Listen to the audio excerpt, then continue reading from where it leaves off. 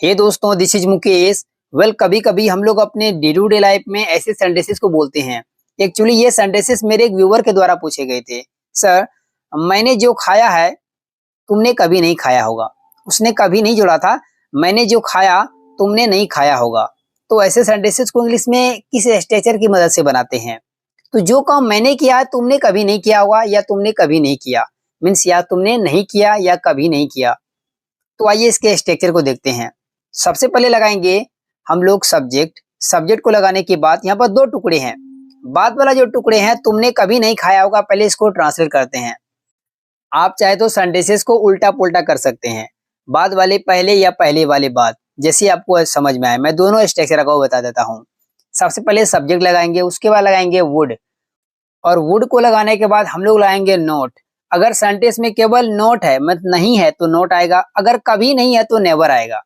कभी नहीं है सेंटेंस से बोलना चाहते हो तो नेवर बोलिए। अगर सिर्फ नहीं बोलना हो, कभी नहीं बोलना हो, तो आपको बोलना पड़ेगा नॉट। उसके बाद लगाएंगे हैव। हैव के साथ वर्ब का थर्ड फॉर्म, और उसके बाद हम लोग लाएंगे कोई ऑब्जेक्ट, रहेगा तो लगाएंगे, नहीं तो कोई बात नहीं है। और हम लोग लगाएंगे उसके बाद वॉट। वॉट को राइट करने के बाद, क्योंकि कोई चीज की बात हो रही है यहाँ पर, इसलिए वॉट आया। जो ना वर्ड, जो वर्ड के लिए यहाँ पर वॉट आएगा। और वॉट को लिखने के बाद फिर से सब्जेक्ट। सब्जेक्ट को लिखने के बाद वर्ब का सेकंड फॉर्म, मीन्स इसको पास्ट इंडेफिनिट के स्ट्रक्चर से बनाएंगे। आप चाहे तो यहाँ पर सेंटेंसेस को उल्टा पुल्टा कर सकते हैं। ऐसे सेंटेंस हम लोग कभी प्रेजेंट में बोलते हैं, जैसे कि मैं जो खाता हूँ तुमने नहीं खाया होगा। तो यहाँ पर प्रेजेंट का आया, तो पास्ट इंडेफिनिट के जगह हम लोग प्रेजेंट इंडेफिनिट का स्ट्रक्चर यूज करेंगे। वर्ड के बाद सब्जेक्ट, सब्जेक्ट के बाद V1 या V5 प्लस ऑब्जेक्ट। वहां पर था वर्ड के बाद सब्जेक्ट, सब्जेक्ट के बाद V2। अब इसको बेटर तरीके से समझने के लिए कुछ एग्जांपल्स लेते हैं।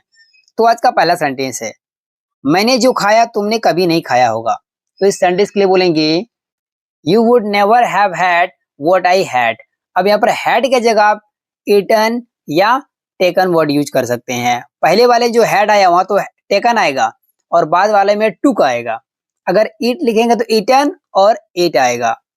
अगर इस सेंटेंस को प्रेजेंट में बोलना हो, मैं जो खाता हूं तुमने कभी नहीं खाया होगा, तो इस सेंटेंस के लिए बोलेंगे what I eat you would never have eaten. What I eat, you would never have eaten. Next sentence, मैंने जो पिया उसने कभी नहीं पिया होगा। इस सेंटेंस के लिए बोलेंगे he would never have drunk what I drank. He would never have drunk what I drank. Next sentence, मैंने जो किया तुमने नहीं किया होगा। तो इस सेंटेंस के लिए बोलेंगे you must not have done what I did. You must not have done what I did. अब यहाँ पर मस्ट भी लगा सकते हैं वुड के जगह। अब 100% श्योर है उसने कभी नहीं किया होगा, तो यहाँ पर मस्ट भी लगा सकते हैं वुड के जगह। दोस्तों, इससे जुड़े मैं आपको एक सेंटेंस दे रहा हूँ, उसको ट्रांसलेट कीजिए कमेंट बॉक्स में। If you make any mistake then I correct it. Thank you for watching my video and do not forget to share this video.